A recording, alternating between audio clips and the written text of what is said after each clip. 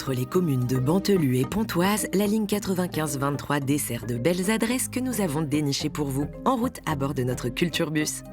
Direction la petite ville qui répond au doux nom de Oui dit joli village pour un premier arrêt à Église. L'histoire du musée de l'outil commence avec le couple de fondateurs Françoise et Claude Pijard.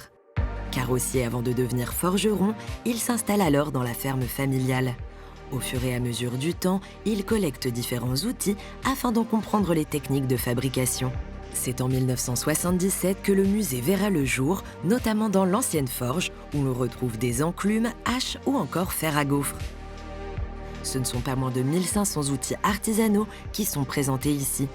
On y détaille aussi l'usage qui en était fait, que ce soit par des tonneliers, des bottiers ou encore des éleveurs. Le musée raconte ce savoir-faire rural peu à peu tombé dans l'oubli.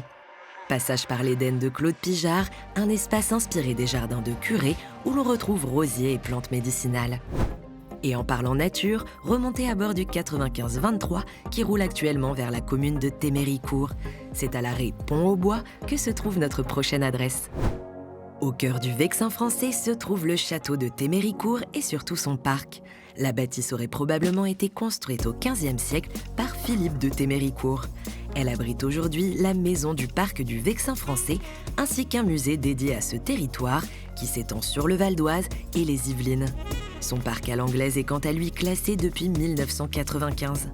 On y retrouve un petit étang alimenté par l'eau bête de Meulan, mais aussi de grandes étendues qui se prêtent à la randonnée et au pique-nique en famille dans un lieu chargé d'histoire.